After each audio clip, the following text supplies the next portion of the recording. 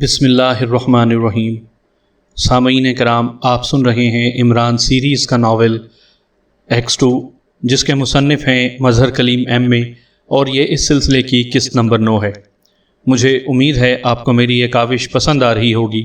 آپ نے اگر ابھی تک میرا چینل کہانی گھر سبسکرائب نہیں کیا تو ابھی میرے چینل کو سبسکرائب کر کے بیل آئیکن پر کلک کر دیجئے تاکہ آنے والی ہر نئی کہانی کی اطلاع بر وقت آپ تک پہنچ سکے۔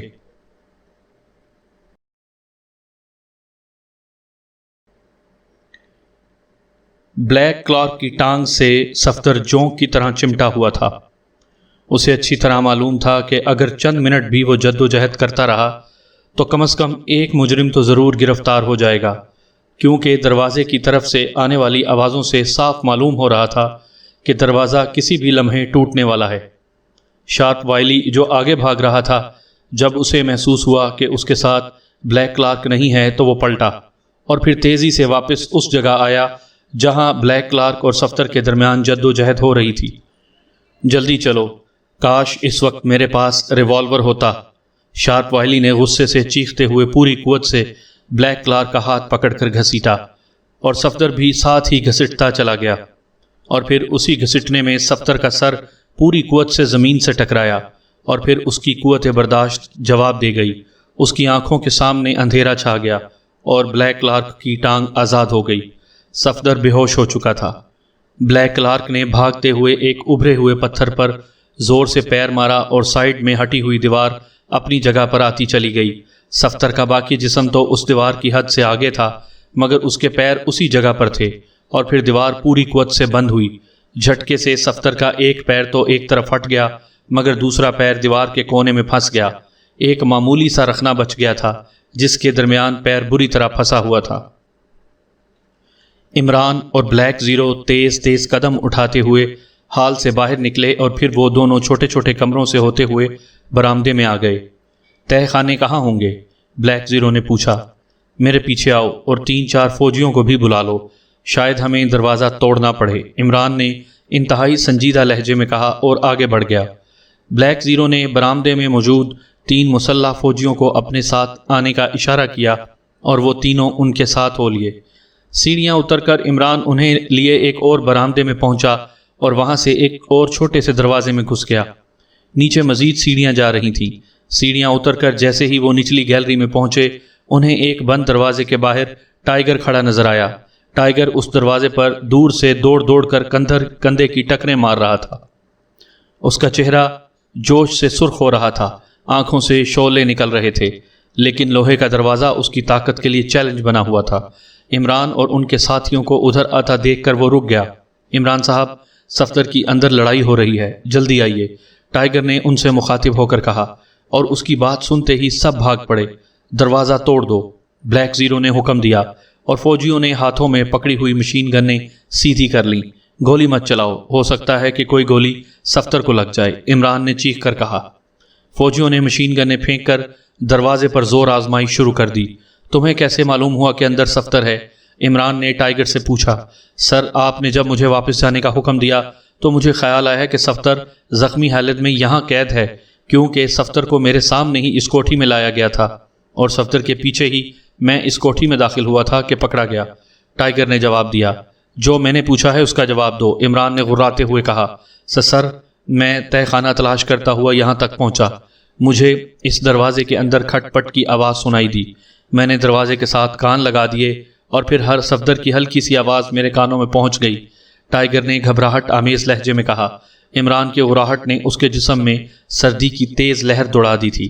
عمران کی غراہٹ سے ایسے معلوم ہوتا تھا جیسے ہزاروں درندے مل کر غرا رہے ہوں۔ دروازہ اب ٹوٹنے کے قریب ہو رہا تھا۔ پھر ٹائیگر بھی فوجیوں کے ساتھ دروازہ توڑنے میں لگ گیا۔ وہ سب دوڑ کر پوری قوت سے کندھوں کی ٹکریں دروازے پر زور زور سے مار رہے تھے، اور ایک لمحے بعد عمران بھی شامل ہو گیا۔ جس وقت عمران شامل ہوا تو دروازہ پہلے ہی ٹوٹ کر اندر جا گرا، اور وہ سب بھی دروازے کے ساتھ ہی اندر جا گرے۔ عمران سب سے پہلے اٹھا، اور پھر یہ دیکھ کر اس کی سانس اندر کی اندر رہ گئی کہ سامنے دیوار کے رخنے میں ایک پیر پھنسا ہوا ہے اور کمرہ خالی ہے۔ عمران تیزی سے بھاگتا ہوا دیوار کے قریب پہنچ گیا، اور پھر بوٹ کا جو حصہ ادھر نظر آ رہا تھا اس سے وہ پہچان گیا کہ یہ پیر صفدر کا ہے۔ بلیک زیرو بھی اندر آ گیا۔ عمران نے تیزی سے کمرے میں نظر دوڑائی۔ وہ اس دیوار کو ہٹانے کا میکینزم دیکھ رہا تھا۔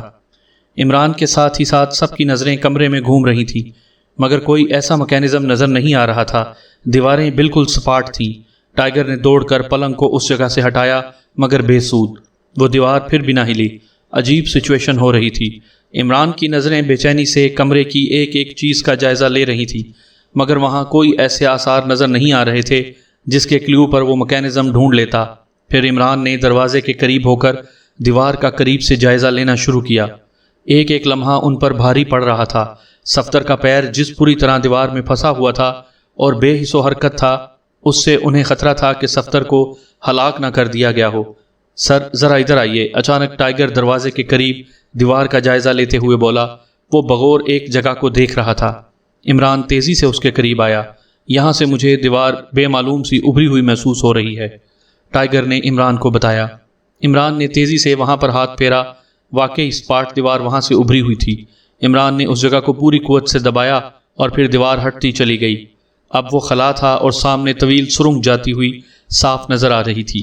دیوار کے ہٹتے ہی عمران نے لپک کر صفدر کی طرف چھلانگ لگائی اور اس نے صفدر کو دونوں ہاتھوں پر اٹھایا اور پلنگ پر لا کر لٹا دیا۔ بلیک زیرو کے اشارے پر فوجی مشین گنیں سنبھالے سرنگ میں داخل ہو گئے۔ عمران اور بلیک زیرو دونوں صفدر پر جھک گئے۔ عمران نے صفدر کی نبض دیکھی تو نبض ہلکے ہلکے جھٹکے کھا رہی تھی۔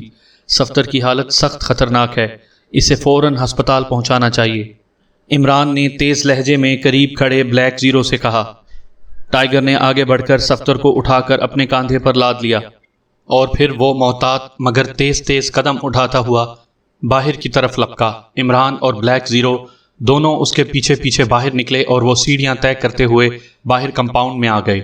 بلیک زیرو نے صفدر کو ہسپتال لے جانے کے لیے فوجی افسران کو حکم دیا اور پھر صفدر کو ایک کار میں ڈال کر فوری طور پر کوٹھی سے باہر لے جایا گیا۔ ٹائیگر اب تم جاؤ، میں خود تم سے کانٹیکٹ کر لوں گا، عمران نے ٹائیگر کو حکم دیا، اور ٹائیگر مؤدبانہ انداز میں سلام کرتا ہوا کمپاؤنڈ سے باہر نکلتا چلا گیا۔ اتنے میں وہ فوجی جو سرنگ میں گئے ہوئے تھے واپس آ گئے۔ سر، وہ سرنگ ایک خالی جھونپڑی میں جا کر نکلتی ہے اور وہاں جھونپڑی کے قریب جیپ کے پہیوں کے نشانات موجود ہیں، واپس آنے والے فوجیوں میں سے ایک نے بتایا۔ چلو ہم خود دیکھتے ہیں، بلیک زیرو نے کہا، اور پھر وہ سب اس کمرے کی طرف بڑھ گئے۔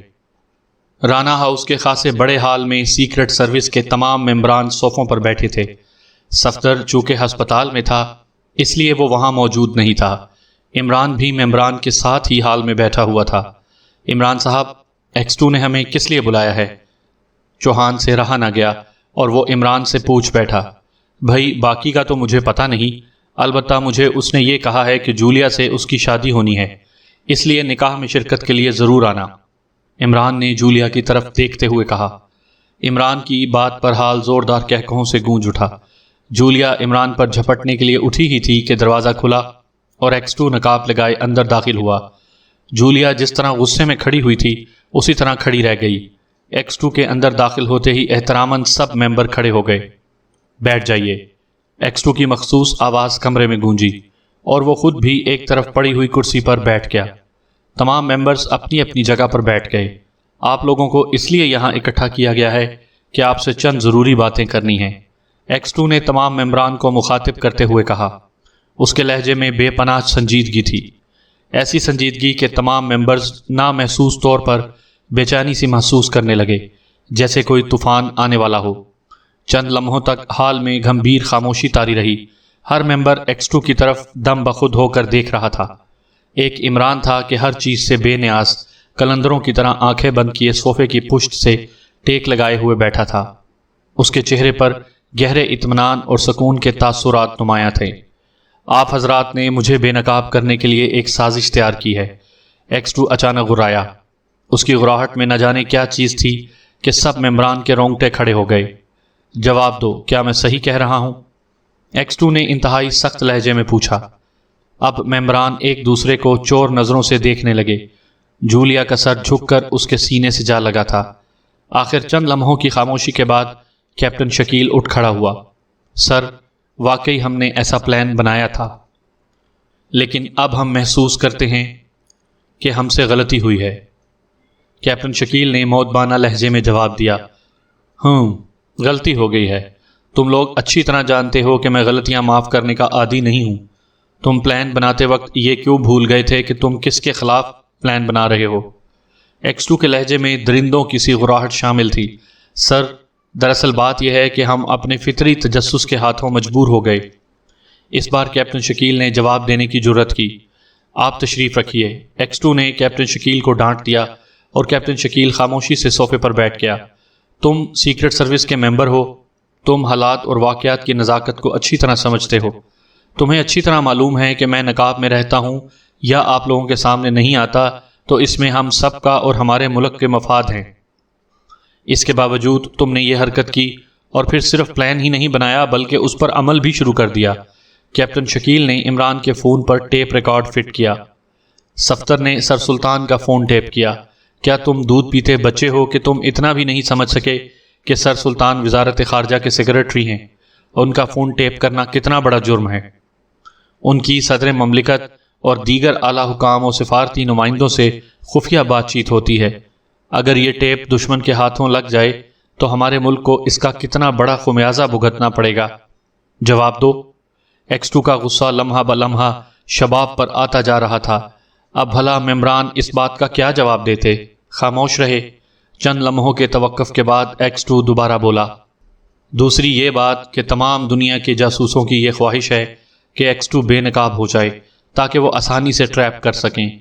اب اگر وہ ایسی کوشش کریں تو انہیں براہ راست مجھ پر ہاتھ ڈالنا پڑے گا، جبکہ آپ لوگوں کی سازش کامیاب ہو جائے تو پھر ان کے لیے بے پناہ آسانی ہو جائے گی کہ مجھ سے براہ راست ٹکر لینے کے بجائے آپ میں سے کسی کو ٹریپ کر لیں اور میں نظروں میں آ جاؤں گا۔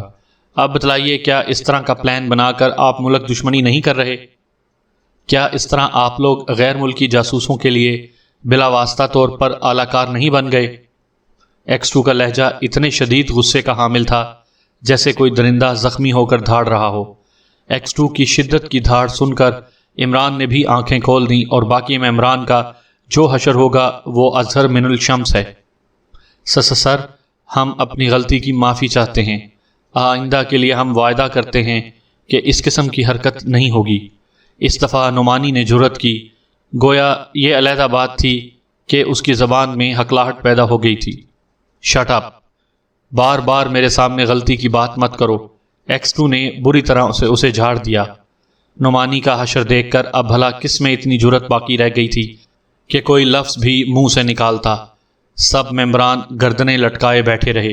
حال میں کافی دیر تک خاموشی طاری رہی۔ ایسا محسوس ہو رہا تھا جیسے X2 اپنے غصے پر قابو پانے کی کوشش کر رہا ہے۔ چند لمحوں بعد X2 دوبارہ ان سے مخاطب ہوا۔ اس وقت اس کے لہجے میں قدرے نرمی آ گئی تھی۔ اب میری بات غور سے سنو۔ میں نے فیصلہ کر لیا ہے کہ آپ لوگ اپنے پلان پر پوری طرح عمل کریں۔ میں اس سلسلے میں آپ کے راستے کی رکاوٹ نہیں بنوں گا۔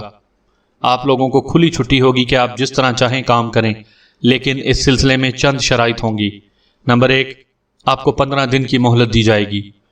نمبر 2، اگر آپ لوگ اپنے مشن میں ناکام رہے تو اس سے یہ ثابت ہو جائے گا کہ آپ سیکرٹ سروس کی ممبرشپ کے اہل نہیں ہیں، اس لیے آپ کو فوری طور پر سیکرٹ سروس سے نکال دیا جائے گا۔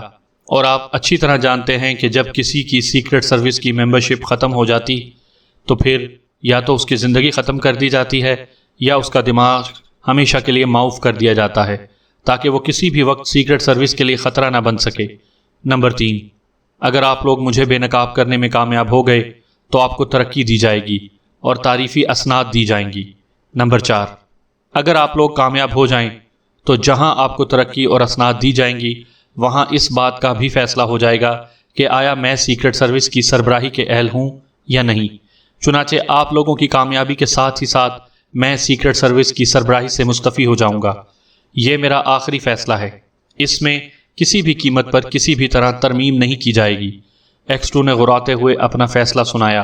اس کا غصہ پرشباب تھا۔ سر، آپ نے ہماری غلطی کی بہت بڑی سزا دی ہے۔ ہم متفقہ طور پر آپ سے درخواست کرتے ہیں کہ آپ ہمیں معاف کر دیں، کیپٹن شکیل نے آخری دفعہ کوشش کرتے ہوئے کہا۔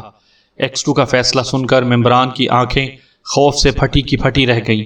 اتنا بھیانک فیصلہ کہ اگر وہ کامیاب ہو جائیں تب بھی نقصان، کہ اتنا قابل ذہن کا مالک X2 مستعفی ہو جائے گا، اور اگر وہ کامیاب نہ ہو سکے تو خود ان کی زندگیاں ختم ہو جائیں گی۔ اس فیصلے کے دونوں رخ اتنے بھیانک تھے کہ وہ اس کا تصور بھی نہ کر سکتے تھے۔ میں اپنی بات بار بار دہرانے کا عادی نہیں ہوں۔ میں نے جو فیصلہ کر دیا ہے وہ ہر حالت میں پورا ہوگا۔ X2 غرایا۔ سر، کیا آپ اس میں ترمیم نہیں کر سکتے کہ جب تک غیر ملکی دشمن جاسوس جو آپ کو بے نقاب کرنے کی کوشش کر رہے ہیں ان کو گرفتار کر لیا جاتا، کیونکہ اس وقت ہمارے آپس میں مقابلے سے دشمن فائدہ اٹھا جائے گا۔ چوہان نے ہمت کر کے ایک نیا نکتہ نکالا۔ اس کا خیال تھا کہ اگر فی الحال بات ٹل جائے تو بعد میں X2 کی منت سماجت کر کے اس فیصلے کو بدلا جا سکتا ہے۔ تم کیا سمجھتے ہو کہ تم لوگوں کے بغیر X2 اپاہج ہے؟ وہ اپنے دشمنوں سے براہ راست نہیں نپٹ سکتا۔ یہ جاسوس میرا شکار ہیں، میں انہیں خود ہینڈل کروں گا۔ آپ لوگ اس بارے میں فکر مند نہ ہوں۔ ہاں، البتہ آپ اپنے مشن کے ساتھ ساتھ ان لوگوں کے خلاف بھی کام کریں تو مجھے کوئی اعتراض نہیں ہوگا۔ ویسے میں نے عمران کی ڈیوٹی لگائی ہے کہ وہ ان لوگوں کے خلاف کام کرے۔ اس کی وجہ یہ ہے کہ عمران سیکرٹ سروس کا ممبر نہیں ہے، اس پر اس فیصلے کا اطلاق نہیں ہوتا۔ دوسری بات یہ ہے کہ آپ کے پلان میں عمران شامل نہیں تھا۔ اب یہ عمران کی مرضی ہے کہ وہ آپ کے مشن میں آپ سے تعاون کرے یا نہ کرے۔ اگر وہ کرتا ہے تب بھی مجھے کوئی اعتراض نہیں، اور اگر وہ نہیں کرتا تو میں اسے پابند نہیں کروں گا۔ X2 نے وضاحت کی۔ سر، صفدر کے متعلق آپ نے کیا فیصلہ کیا ہے؟ وہ تو زخمی ہے۔ کیپٹن شکیل نے صفدر کے متعلق وضاحت چاہی۔ ہاں، صفدر کے متعلق آپ لوگوں نے وضاحت چاہ کر اچھا کیا ہے۔ صفدر بھی آپ لوگوں کے اس پلان کا سربراہ ہے، اس لیے اسے بھی معاف نہیں کیا جائے گا۔ اس پر بھی اس فیصلے کا اطلاق ہوگا۔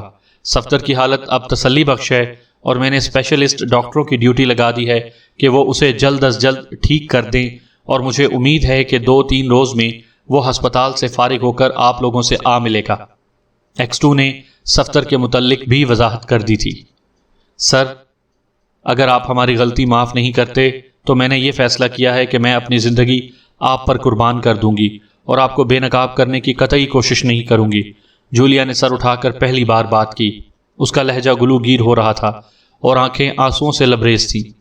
یہ ایک خطرناک نفسیاتی داؤ تھا جو جولیا نے استعمال کیا تھا۔ چند لمحوں تک X2 خاموش رہا۔ ممبران کے دل میں امید بن گئی کہ جولیا کامیاب ہو گئی ہے۔ اب X2 ضرور اپنا فیصلہ واپس لے لے گا۔ سامعین کرام، آپ یہ کہانی میرے چینل کہانی گھر پر سن رہے ہیں۔ آپ نے اگر ابھی تک میرا چینل کہانی گھر سبسکرائب نہیں کیا تو ابھی میرے چینل کو سبسکرائب کر کے بیل آئیکن پر بھی کلک کر دیجئے تاکہ آنے والی ہر نئی کہانی کی اطلاع بر وقت آپ تک پہنچ سکے۔ چند لمحوں کی خاموشی کے بعد X2 کی آواز ہال میں گونجی۔ جولیا، تم جذباتی ہو رہی ہو، اور تمہیں اچھی طرح معلوم ہے کہ سیکرٹ سروس میں کام کرتے ہوئے جذبات کو قطعی علیحدہ رکھنا پڑتا ہے۔ چنانچہ تمہیں ہر قیمت پر میرے فیصلے پر پابندی کرنی ہوگی۔ یہ میرا حکم ہے۔ X2 کے لہجے میں ایک عجیب سا سپاٹ پن تھا۔ بہتر سر، اگر آپ کا حکم ہے تو ہم اپنی پوری کوشش کریں گے کہ آپ کو بے نقاب کر سکیں۔ اب یہ مسئلہ حکومت کا ہے کہ وہ آپ کا استعفیٰ قبول کرے یا نہ کرے۔ کیپٹن شکیل نے اس دفعہ مضبوط لہجے میں جواب دیا۔ کیپٹن شکیل کی بات سن کر سب لوگوں کے دلوں میں ایک برقی رو دوڑ گئی۔ انہیں امید بن گئی کہ حکومت کسی بھی قیمت پر X2 کا استعفیٰ منظور نہیں کرے گی، لیکن اگر ہم لوگ ناکام رہے تو ظاہر ہے کہ X2 کا فیصلہ ہمارے لیے آخری ہوگا۔ اس بات سے ممبران کے چہرے پر قدرے رونق آ گئی تھی۔ مسٹر شکیل، یہ میرا اور حکومت کا باہمی معاملہ ہے۔ آپ اس بات سے فکر مند نہ ہوں کہ میں اپنے فیصلے کو حکومت سے کس طرح منوا سکتا ہوں۔ X2 نے اسپاٹ لہجے میں جواب دیا۔ حال پر ایک بار پھر خاموشی طاری ہو گئی۔ اب آپ لوگ جا سکتے ہیں۔ ہاں، ایک بات مزید، آج سے آپ لوگ اپنے اپنے فلیٹس میں قیام نہیں کریں گے، بلکہ مختلف ہوٹلوں میں قیام پذیر ہوں گے اور مستقل طور پر میک اپ میں رہیں گے، کیونکہ مجرم ایک بار پھر تم پر ہاتھ ڈالنے کی کوشش کریں گے۔ X2 نے کہا اور پھر تیز تیز قدم اٹھاتا ہوا کمرے سے باہر نکل گیا۔ شارپ وائلی اور بلیک کلارک دونوں تیزی سے سرنگ میں بھاگتے چلے گئے، اور ان کو اچھی طرح معلوم تھا کہ ان کا ایک ایک لمحہ قیمتی ہے۔ کسی بھی وقت سرنگ کے ذریعے ان کا تعاقب کیا جا سکتا ہے۔ دراصل دونوں کے ذہن نفسیاتی طور پر X2 کے ہاتھوں اپنی اس عبرتناک اور غیر متوقع شکست کی وجہ سے بے حد مرعوب ہو گئے تھے۔ انہیں اب ہر لمحے احساس ہو رہا تھا کہ X2 کسی بھی لمحے سائڈ سے نکل کر ان کی گردن دبوچ لے گا۔ جلد ہی وہ دونوں سرنگ کے دھانے پر پہنچ گئے۔ سامنے راستہ بند تھا اور پھر شارپ وائلی نے سائڈ میں لگا ہوا ایک بٹن دبا دیا اور سامنے کی دیوار ہٹتی چلی گئی۔ دیوار کے ہٹتے ہی وہ دونوں سرنگ سے باہر آ گئے۔ یہ ایک کچی سی چھوٹی سی جھونپڑی تھی اور اس کے دروازے پر ایک ملنگ نما آدمی کھڑا انہیں بغور دیکھ رہا تھا۔ ملنگ کے گلے میں موٹے موٹے منکوں والی مالا پڑی ہوئی تھی۔ اس کا بالائی حصہ کپڑوں سے قطعی بے نیاز تھا اور نچلے حصے پر اس نے مختصر سی دھوتی باندھ رکھی تھی۔ آنکھیں بے پناہ سرخ تھیں۔ کوڈ، ملنگ نے دروازے کے دونوں چوکھٹوں پر مضبوطی سے ہاتھ جماتے ہوئے ان دونوں کو گھور کر کہا، مشن ٹوسن۔ شارپ وائلی نے تیز لہجے میں جواب دیا، اگنیسٹ۔ ملنگ نے سخت لہجے میں ایک لفظ دہرایا، کلاؤز۔ اس بار بلیک کلارک نے جواب دیا۔ ملنگ نے اچانک دروازہ چھوڑ کر مؤدبانہ انداز میں جھک کر سلام کیا۔ Your number? شارپ وائلی نے تیزی سے اس سے سوال کیا۔ D11۔ ملنگ نے مؤدبانہ لہجے میں کہا۔ D11، ہم نے فوری طور پر یہ جگہ چھوڑ دینی ہے۔ سینٹر نمبر 4 دشمنوں کے قبضے میں چلا گیا ہے۔ ہیڈ کوارٹر کو اس کی اطلاع دینی ہے۔ شارپ وائلی نے D11 سے کہا، اوہ سر، میرے ساتھ آئیے۔ D11 اس خبر سے بری طرح پریشان ہو گیا۔ بہرحال شارپ وائلی اور بلیک کلارک اس کے پیچھے پیچھے چل پڑے۔ جھونپڑی کی پشت پر پہنچ کر D11 نے زمین پر جھک کر جھاڑیوں میں نہ جانے کیا حرکت کی کہ اچانک زمین کا ایک خاصا بڑا قطع اوپر اٹھتا چلا گیا۔ یہ قطع صرف ایک سائڈ سے اٹھ رہا تھا اور پھر وہ قطع مڑ کر دوسری طرف زمین سے ٹکرا کر رک گیا۔ اب اس قطع زمین کی جگہ خلا تھی۔ D11 نے ایک بار پھر جھاڑی میں ہاتھ ڈال دیا۔ چند لمحوں بعد ہلکی سی گڑ گڑاہٹ کی آواز آنے لگی، جیسے کوئی مشین چل رہی ہو۔ تقریباً 3-4 لمحوں بعد اس خالی قطع سے ایک نئی جیپ ابھرنے لگی۔ وہ 2 مضبوط ستونوں پر چڑھی ہوئی اوپر اٹھ رہی تھی۔ جب وہ زمین کی سطح کے برابر آ گئی تو پھر جیپ کے سامنے کی طرف جھکنے لگی اور چند لمحوں بعد ایک دھکے سے جیپ سامنے والے قطع زمین پر موجود تھی۔ وہ چند فٹ تک دھکے کی وجہ سے ضرور کھسکتی چلی گئی تھی۔ D11 نے فوراً ہی جھاڑی میں ہاتھ ڈال دیا اور شارپ وائلی اور بلیک کلارک کو جیپ میں سوار ہونے کا اشارہ کیا۔ D11 کے ہاتھ کو حرکت آتے ہی جیپ کو لے آنے والے جیک دوبارہ اندر جانے لگے اور وہ قطع زمین جو کسی تخت کی طرح اوپر اٹھتا ہوا دوسری طرف چلا گیا تھا تیزی سے واپس اپنی جگہ پر آنے لگا۔ چند لمحوں بعد وہ اپنی پرانی جگہ پر فٹ ہو گیا۔ اب اس جگہ کو دیکھ کر کوئی یہاں موجود خفیہ تہہ خانے کے متعلق سوچ بھی نہ سکتا تھا۔ شارپ وائلی اور بلیک کلارک دونوں اچھل کر جیپ میں سوار ہو چکے تھے۔ وہ دونوں ہی جیپ کی پچھلی سیٹوں پر سوار ہوئے تھے۔ وہ سامنے بیٹھ کر فی الحال کوئی خطرہ مول نہیں لینا چاہتے تھے۔ D11 دوڑتا ہوا جیپ کے قریب آیا اور پھر ان دونوں کو پچھلی سیٹوں پر دیکھ کر وہ ایک لمحے کے لیے مسکرایا اور پھر اچھل کر ڈرائیونگ سیٹ پر بیٹھ گیا۔ دوسرے لمحے جیپ سٹارٹ ہو کر آگے بڑھ گئی۔ تم اس حالت میں شہر میں کیسے جیپ چلاؤ گے؟ بلیک کلارک نے D11 کی طرف تشویش بھری نگاہوں سے دیکھتے ہوئے کہا۔ آپ بے فکر رہیں، تھوڑی ہی دور کھیتوں کے درمیان ہمارا ایک اور سینٹر آ رہا ہے۔ ہم یہ جیپ وہاں چھوڑ کر دوسری لے لیں گے اور میں وہاں لباس بھی تبدیل کر لوں گا۔ D11 نے جواب دیا۔ کیا وہاں میک اپ کا سامان بھی ہوگا؟ شارپ وائلی نے سوال کیا۔ جی ہاں جناب، میک اپ کا مکمل سامان وہاں موجود ہے، D11 نے جواب دیا۔ Very good. شارپ وائلی اور بلیک کلارک دونوں کے چہروں پر مسرت کے آثار رقص کرنے لگے۔ جلد ہی جیپ ایک جھٹکے سے دیہاتی مگر پکے فارم نما مکان کے قریب جا کر رک گئی۔ مکان کا دروازہ بند تھا۔ پہلے اس جیپ کو ٹھکانے لگایا جائے کیونکہ اس کے ٹائروں کے نشانات دشمن دیکھ کر سیدھا اس جگہ لے آئیں گے۔ D11 نے نیچے اترتے ہوئے کہا، اس طرح تو لازمی اس مکان کی نشاندہی ہو جائے گی۔ شارپ ویلی نے حیرت زدہ لہجے میں کہا، آپ سب بے فکر رہیں، ان سب باتوں کا یہاں پہلے سے انتظام موجود ہے۔ D11 نے مطمئن لہجے میں جواب دیا اور آگے بڑھ کر اس نے مکان کے دروازے پر 3 بار مخصوص انداز میں دستک دی۔ تیسری بار کی دستک کے بعد دروازہ اچانک ایک جھٹکے سے کھل گیا اور اب وہاں ایک بوڑھا سا غیر ملکی موجود تھا۔ وہ کافی سے زیادہ ضعیف العمر تھا۔ بڑھاپے کی شدت اور بے پناہ کمزوری کی وجہ سے اس کی کمر اس حد تک جھک گئی تھی کہ وہ ایک چلتی پھرتی کمان معلوم ہو رہا تھا۔ کیا بات ہے؟ اس بوڑھے نے بھنچی ہوئی آنکھوں سے D11 کو دیکھتے ہوئے نحیف لہجے میں پوچھا۔ D11 نے اپنا نمبر بتلایا۔ اوکے کم ان۔ بوڑھے نے اسے اندر آنے کی اجازت دیتے ہوئے کہا۔ کوڈ؟ اس دفعہ بوڑھے نے ان دونوں سے کوڈ پوچھا۔ بوڑھا جنون کی حد تک شکی مزاج معلوم ہوتا تھا۔ مشن 2 سن، شارپ وائلی نے جواب دیا۔ اگنیسٹ، بوڑھے کے لہجے میں تیزی اور آنکھوں میں ایک خاص چمک ابھر آئی۔ کلاؤز، بلیک کلارک نے جواب دیا۔ اوکے کم ان، ہری اپ۔ بوڑھا واپس مڑ گیا۔ بوڑھے کے پیچھے پیچھے شارپ وائلی اور بلیک کلارک بھی مکان کے اندر داخل ہو گئے۔ بظاہر چھوٹا سا معلوم ہونے والا مکان دراصل خاصا وسیع رقبہ گھیرے ہوئے تھا۔ اس کے کمپاؤنڈ میں جا بجا شہد کی مکھیوں کے مصنوعی چھتے لگے ہوئے تھے اور یہ مکان شہد کی مکھیاں پالنے والا فارم معلوم ہوتا تھا۔ شارپ وائلی اور بلیک کلارک اس بوڑھے کے پیچھے چلتے مکان کے اندرونی ہال میں پہنچ گئے۔ تشریف رکھیے، میں آپ کے لیے کافی لے آتا ہوں، بوڑھے نے مؤدبانہ انداز میں ان دونوں کو بیٹھنے کے لیے کہا۔ آپ تکلیف مت کریں، D11 آ جاتا ہے، وہ لے آئے گا۔ بلیک کلارک کو بوڑھے کی ہمت نے بے حد متاثر کیا تھا۔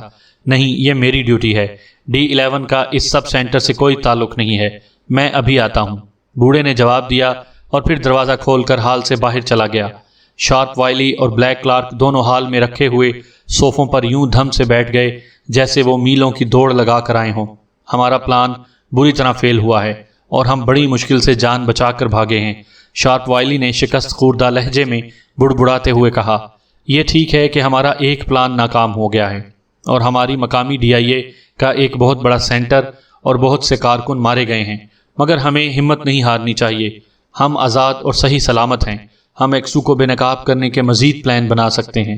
DIA کی جڑیں اس ملک میں بہت گہری ہیں اور ہمیں ان سے بے پناہ تعاون مل سکتا ہے، جیسا کہ ہم نے اس پلان کے لیے حاصل کیا تھا۔ بلیک کلارک نے جوش بھرے لہجے میں پوری تقریر کر ڈالی۔ ہمت تو خیر میں نے ہارنا سیکھا ہی نہیں، البتہ اس مکمل اور جامع پلان کی اس بری طرح ناکامی پر ذہنی دھچکا ضرور پہنچا ہے، شارپ وائلی نے جواب دیتے ہوئے کہا۔ تم ہی طویل کہانیوں کے چکر میں پڑ گئے تھے، ان سب کو گولی مار دینی تھی، کم از کم X2 کے ساتھی تو ختم ہو جاتے، اکیلا X2 رہ بھی جاتا تو ساتھیوں کی عدم موجودگی میں بہرحال وہ خود ہمارے خلاف کام کرنے نکلتا تو ظاہر ہے کہ ہمارے ہتھے آسانی سے چڑھ جاتا۔ بلیک کلارک نے شارپ وائلی پر تمام الزام لگا دیا۔ اس سے پہلے کہ شارپ وائلی کوئی جواب دیتا، D11 ہال میں داخل ہوا۔ جیپ کو چھپائے؟ شارپ وائلی نے چونک کر پوچھا۔ جی ہاں، جیپ کو چھپا دیا گیا ہے۔ ایسے ہی مختلف خفیہ گراج اس فارم کے ارد گرد بھی موجود ہیں، جیسے کہ جھونپڑی کے پاس تھے۔ جس گراج میں اس جیپ کو چھپایا ہے وہ یہاں سے تقریباً 200 گز دور ہے، اس لیے وہ ٹائروں کے نشانات پر بھی پہنچ بھی گئے تو یہ فارم ان کی نظروں میں مشکوک نہیں رہے گا۔ D11 نے تفصیلاً جواب دیا۔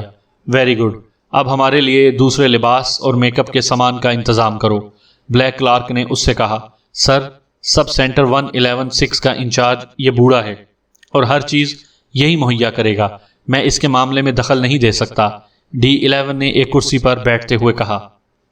اسی لمحے بوڑھا کافی کی ٹرے دھکیلتا ہوا اندر داخل ہوا۔ آپ کا نمبر؟ بلیک کلارک نے پوچھا۔ B6، بوڑھے نے جواب دیا اور کافی تیار کرنے میں مصروف ہو گیا۔